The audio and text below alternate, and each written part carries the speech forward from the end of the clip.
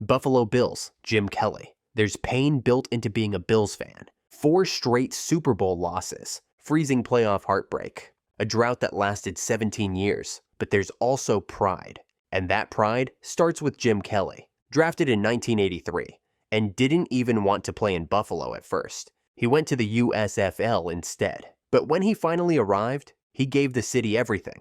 From 1989 to 1993, the Bills went to 4 consecutive Super Bowls. It's a record that's never been matched, but you don't get to the mountain that many times without a leader at the core. Kelly ran the K-gun offense, a no-huddle, fast-paced attack that was years ahead of its time. He read the field like a coach, audibled at the line, called his own plays, and kept defenses constantly off balance. He took hits, he got up, and he became the reason Buffalo still calls that era the golden years. Jim Kelly wasn't just the quarterback, he was the heartbeat. And for Bills fans, he still is. Miami Dolphins, Dan Marino. Most quarterbacks are judged by rings. Dan Marino never got one. But when he threw for 5,084 yards and 48 touchdowns in 1984, he rewrote what was possible in the NFL. No one had ever seen a release that fast. No one had ever seen a deep ball like that. And no one expected a second-year quarterback to look like a future Hall of Famer overnight. Marino wasn't mobile. He had one true star receiver, Mark Duper. He was so good, teams started building defenses just to stop him. He won MVP, went to 9 Pro Bowls, and set nearly every passing record. Without ever having a top 10 defense, what makes Marino the Dolphins' GOAT isn't just his arm. It's that he gave Miami relevance in an era dominated by dynasties. In a league built around winners, Marino stood out by being the most dangerous loser you never wanted to face. New England Patriots. Tom Brady. Before Tom Brady, the Patriots had never won a Super Bowl. After him, they had 6. Drafted 199th overall, no hype, no fanfare. Just a backup who told Robert Kraft, "I'm the best decision this organization ever made." And he was right. Brady didn't just win, he outlasted. 2 decades of dominance, 3 different dynasties. From Troy Brown to Julian Edelman to Rob Gronkowski, Brady adapted and evolved. Without ever losing the thing that made him terrifying, focus. He led 58 game-winning drives, had a perfect 16-0 regular season. He won the team 6 Super Bowls. He's not just the Patriots' GOAT, he's the NFL's. And he did it as the underdog. By the way, I'm going to be posting a lot here, so it would mean a lot if you subscribed and dropped a like for the algorithm. New York Jets, Joe Namath. Let's be honest, Joe Namath didn't have elite stats. He threw more picks than touchdowns, completed barely 50% of his passes, and his knees gave out way too early. But in New York, Namath wasn't just a quarterback, he was an icon. In 1969, before Super Bowl III, Namath guaranteed a win over the heavily favored Colts. No one gave the Jets a chance, and then it happened. Namath outplayed Hall of Famer Johnny Unitas, won 16-7, and delivered the greatest upset in football history. That game legitimized the AFL, accelerated the merger, and gave the Jets their one and only ring. Broadway Joe wore fur coats, drank champagne, and won the game that changed the league. No other Jet has come close. Baltimore Ravens, Ray Lewis. If the Baltimore Ravens had a soul, Ray Lewis was it. Drafted in 1996, the Ravens' very first year of existence. He didn't just anchor the defense, he defined the franchise. By 2000, the Ravens had the most feared defense in football, and Lewis was the engine. Barking out plays pre-snap, blowing up runs, dropping into coverage like a safety. That year, Baltimore gave up just 165 total points in the regular season. That's 10.3 points per game, and Lewis won Defensive Player of the Year and a Super Bowl MVP for it. But it wasn't just what he did on the field. It was how he moved a locker room. Fire, passion, intensity. From the tunnel dances to the post-game speeches, Ray Lewis gave the Ravens an identity. 2 Super Bowl rings, 13 Pro Bowls, 17 years of dominance. Baltimore didn't just love him, they built their entire culture around him. Cincinnati Bengals, Anthony Munoz. Most franchises are known for quarterbacks, receivers, runners. The Bengals? Their GOAT was a left tackle. Anthony Munoz was drafted in 1980. By the end of the decade, he was already being called the best lineman of all time. Why? Because he could do everything.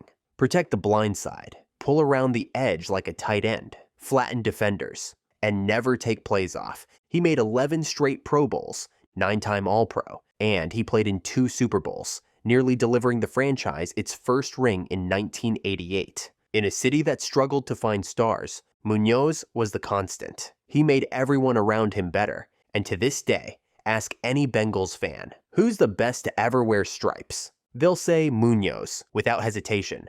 Cleveland Browns, Jim Brown. Jim Brown is more than a GOAT. He's a myth. He played 9 seasons and led the league in rushing 8 times. He averaged 5.2 yards per carry. He scored 126 touchdowns in an era where defenses knew exactly what was coming. He was stronger than linebackers, faster than corners, and then he walked away. At age 29, in the prime of his career, Jim Brown retired to become a movie star.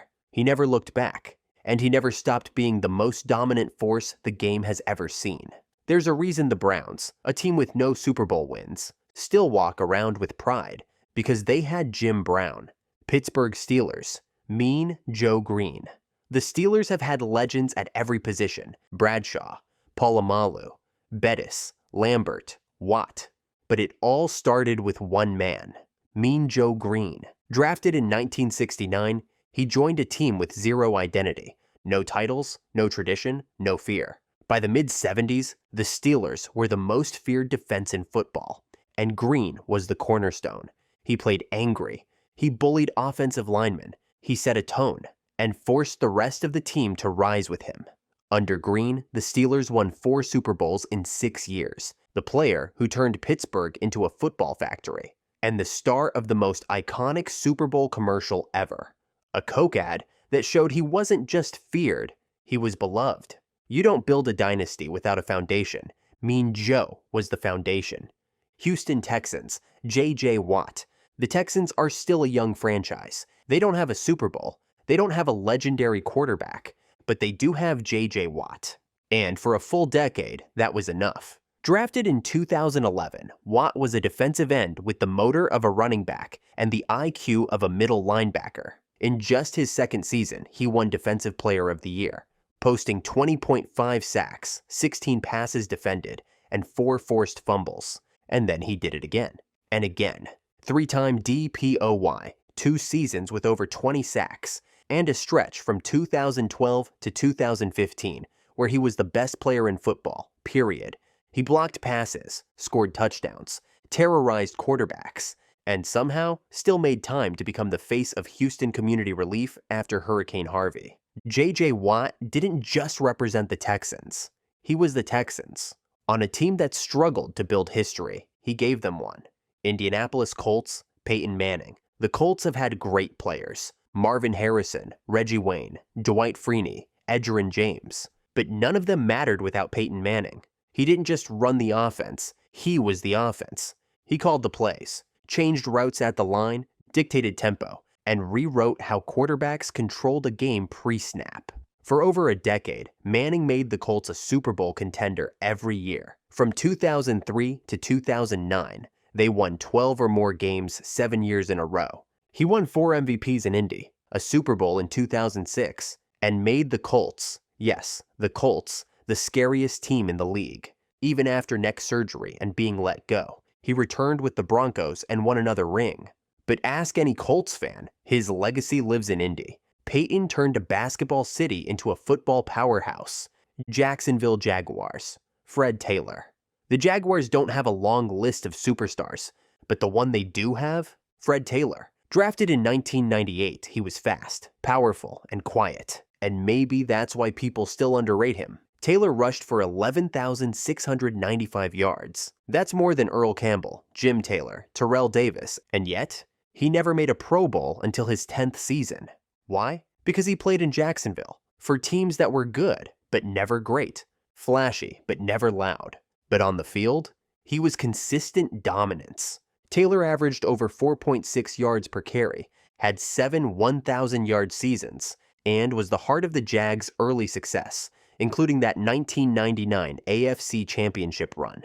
To this day, He's the standard for all Jaguars backs because no one ran smoother, no one ran smarter, and no one ever gave Jacksonville more hope with less noise. Tennessee Titans, Earl Campbell. Before the Titans were the Titans, they were the Houston Oilers. And before Derrick Henry, there was Earl Campbell. Drafted first overall in 1978, Campbell didn't run the ball. He attacked with it, shoulder down, legs churning, defenders flying backward. As a rookie, he led the league in rushing, won MVP, and dragged the Oilers to the AFC Championship. He led the NFL in rushing 3 straight seasons, scored 73 touchdowns, and averaged 100-plus yards per game for 5 years straight. In an era where defenses knew he was getting the ball every single play, his style shortened his career. He took a beating. But ask any fan from Houston to Nashville, who was the most feared runner you ever saw? They'll say Earl. He wasn't just powerful. He was violent art in shoulder pads.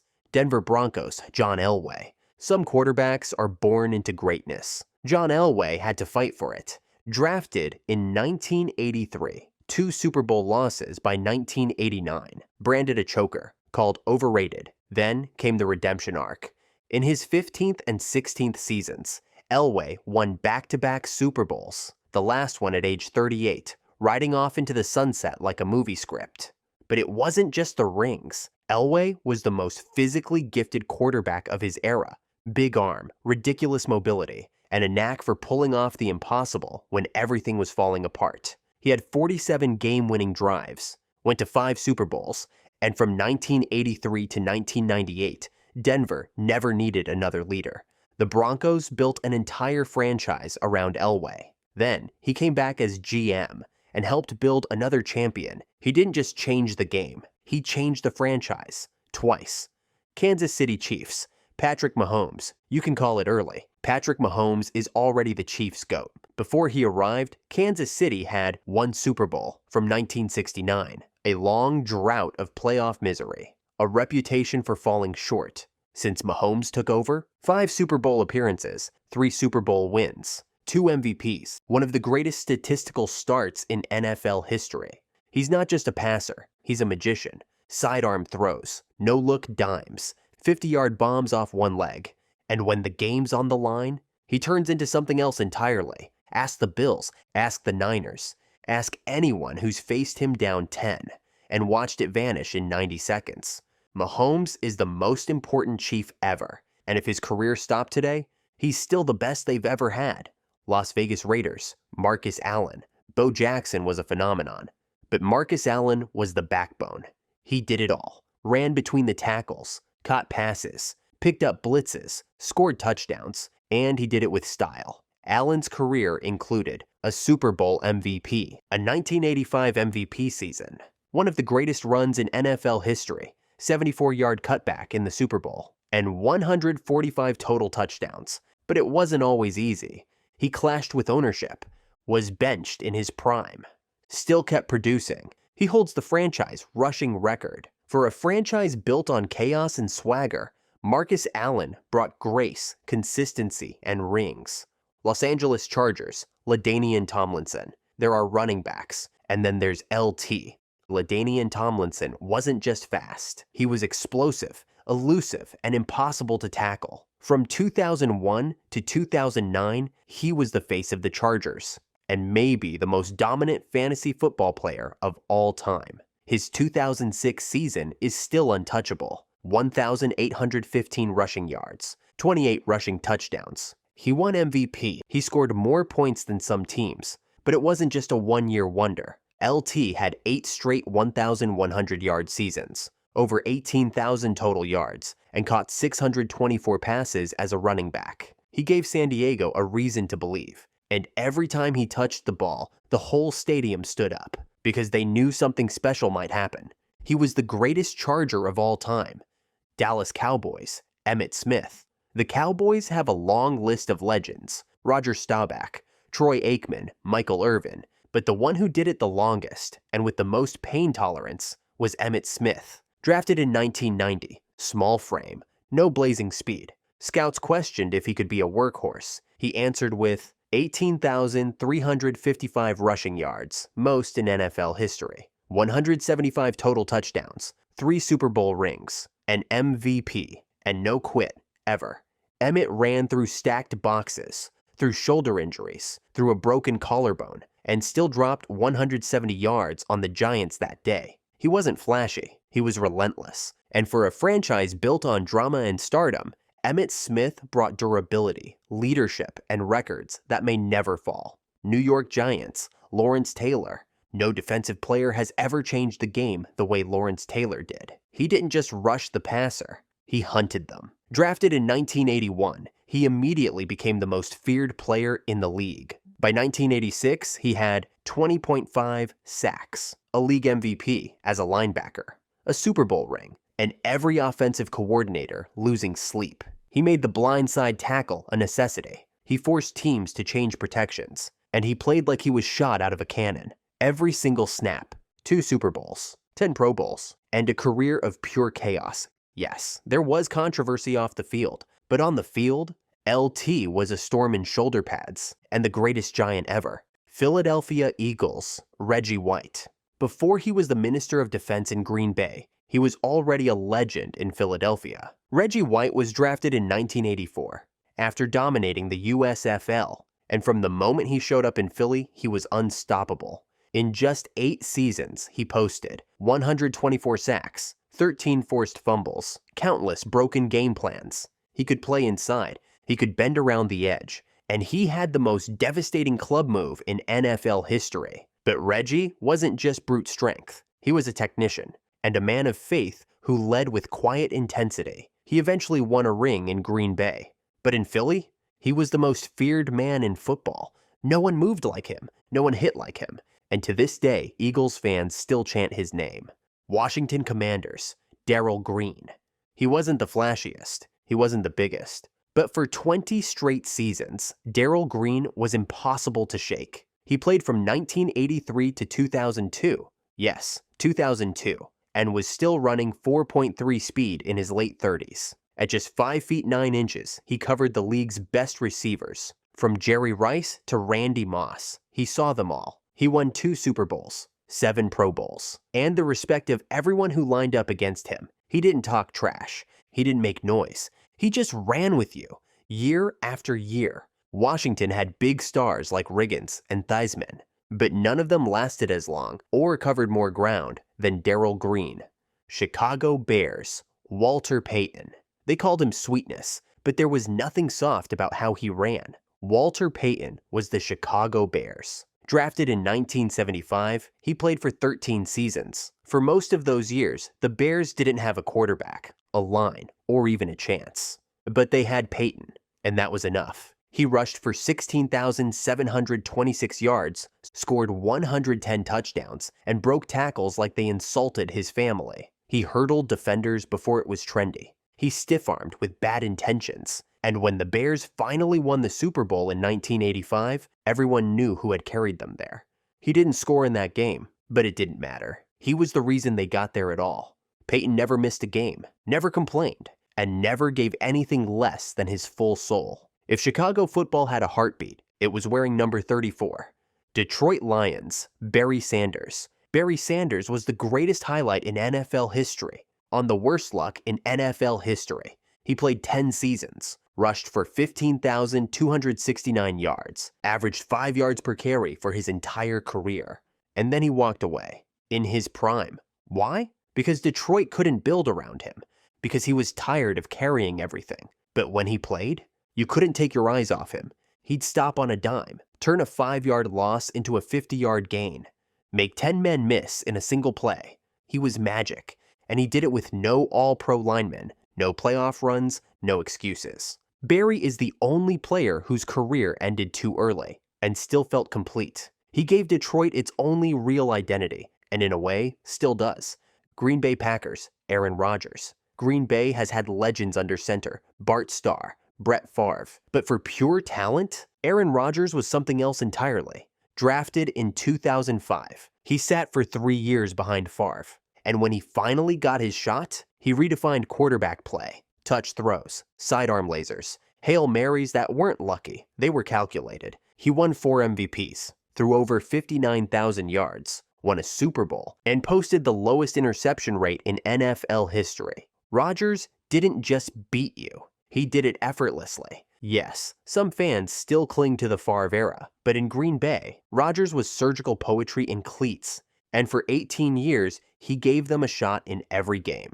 Minnesota Vikings, Randy Moss. If you saw him live, you know. Randy Moss wasn't just a great receiver, he was a cheat code. As a rookie in 1998, he caught 17 touchdowns on just 69 receptions. He ran a 4.25 40, had go-go gadget arms, and could jump out of a stadium. Quarterbacks didn't have to be perfect.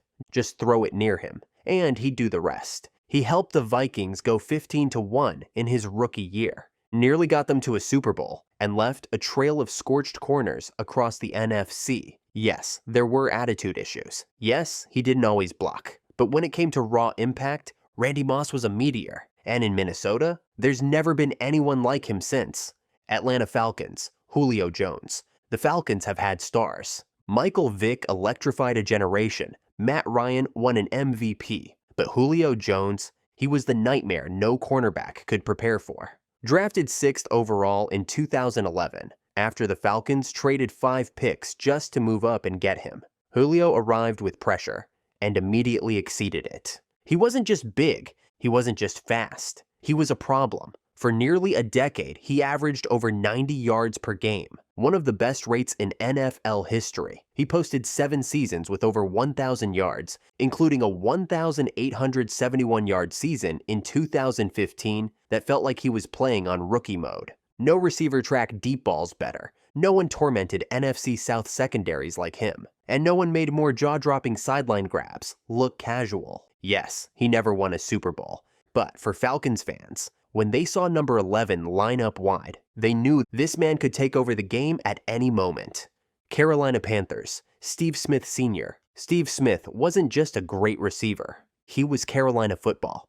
Drafted in the 3rd round in 2001, 5 feet 9 inches, a return man at first, then a slot guy, then a one-man wrecking crew. He led the league in receptions, receiving yards and touchdowns in 2005, broke tackles like a running back, ran routes like a technician, and talked trash like he was 6 feet 5. Smith played with rage, but also with precision. And despite inconsistent quarterback play and double teams, he finished with over 14,000 receiving yards. He wasn't just productive, he was fearless. And in a franchise that's still finding its identity, Smith set the tone. Angry, respected, and always open. New Orleans Saints, Drew Brees. Before Drew Brees, New Orleans was a party city with a sad football team. After him, they were a championship contender for 15 straight years. He arrived in 2006, after major shoulder surgery, after the Dolphins passed on him, and after the Saints were nearly relocated post-Katrina. And then he rewrote history. 80,358 passing yards, at the time, an NFL record. 571 touchdowns. 13 seasons with 4,000 plus yards. 1 Super Bowl. And the parade that followed felt like a resurrection. Brees wasn't tall, didn't have a cannon arm, but he processed the game faster than anyone. He made New Orleans believe. He made Sean Payton a legend. And he brought home the only Lombardi in franchise history. There's Saints history before Brees. And then there's what he built. Tampa Bay Buccaneers. Derrick Brooks. Yes, Tom Brady brought the Bucs a 2nd Super Bowl. But Tampa football was built on defense. And no one embodied that more than Derrick Brooks. Drafted in 1995. Undersized. Overlooked. And then completely dominant. He was the heart of the Tampa 2 defense, which became the blueprint for half the league. He never missed a game, made 11 Pro Bowls, won Defensive Player of the Year in 2002, and capped it all off with a pick 6 in the Super Bowl. He wasn't loud, he wasn't flashy, but he read the field like a quarterback and hit like a freight train. The Bucs have had stars, but Brooks was the one who did it every Sunday for 14 years,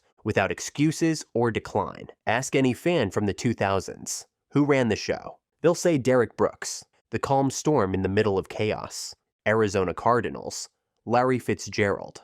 If loyalty had a face in the NFL, it would be Larry Fitzgerald. The Cardinals weren't a dynasty. They weren't even consistent. But for 17 years, Fitzgerald showed up, put his head down, and dominated quietly. He finished with 1,432 receptions, second all-time. 17,492 receiving yards, second all-time. 121 touchdowns, and 1 drop for every 20 catches. The best hands in NFL history. He played with 16 different quarterbacks, yet never complained, never held out, never left Arizona. And in Super Bowl 43, he gave us one of the most iconic moments in Cardinals history, a go-ahead touchdown that nearly sealed the game, until Santonio Holmes happened. Fitzgerald never won a ring, but his loyalty, grace, and production made him a legend far beyond trophies. He wasn't just the Cardinals' best, he was everything a franchise hopes for in a face of the team. Los Angeles Rams, Aaron Donald. Some players are elite. Aaron Donald broke the mold entirely. He's not big for a defensive tackle. He's only 6 feet 1 inch, 280. But when the ball is snapped, he becomes a nuclear weapon in the middle of the line. Drafted in 2014, Donald won Defensive Rookie of the Year, and then followed it with 3 Defensive Player of the Year awards in 5 seasons. He's led the league in sacks as an interior lineman. He routinely draws double, sometimes triple, teams, and he still gets home. No other defensive tackle has had this level of pass rushing dominance since Reggie White. And in Super Bowl 56, with the Bengals driving for the win, Donald made the game-ending play. He wasn't just a force, he was the closer. The Rams have had legends. Kurt Warner, Eric Dickerson, Marshall Faulk, but none controlled the game quite like Donald. San Francisco 49ers, Jerry Rice. There's no debate here. Jerry Rice is the greatest wide receiver to ever play the game, and arguably the greatest player, period. He holds records that might never be broken. 22,895 receiving yards, 1,549 catches, 208 total touchdowns, over 1,000 yards in a season at age 40. He trained harder, caught everything, and treated every snap like it was the Super Bowl. Speaking of Super Bowls, he won 3. Had 8 career Super Bowl touchdowns, and in Super Bowl 23, he had 11 catches, 215 yards, and a touchdown. No receiver before or after has ever approached Rice's combination of longevity, consistency, dominance. When you say 49ers football, you don't think of just Montana or Young. You think Rice. Seattle Seahawks, Steve Largent. Before the Legion of Boom, before Beast Mode, there was Steve Largent. He wasn't fast, wasn't flashy, didn't have a big arm throwing to him.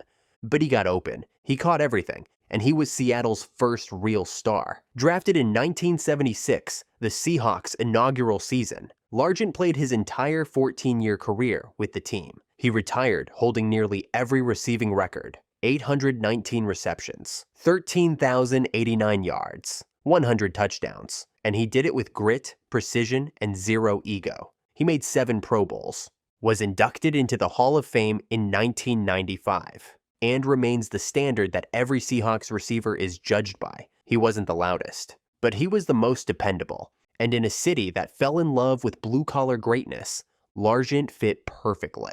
If you enjoyed this, I'm going to be posting a lot here, so it would mean a lot if you subscribed. Thanks for watching.